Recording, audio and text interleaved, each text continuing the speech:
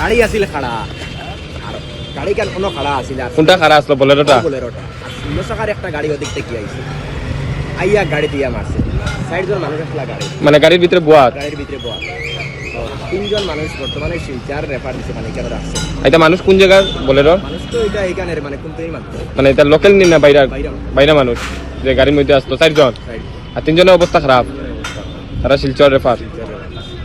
আর truck কোন জায়গার আসলো? রাস্তা তো ত্রিপুরা এটার মালিক আইসুন নি? একটু বেশি না ড্রাইভার বাইরে গেছে ড্রাইভার বাগি গেছে।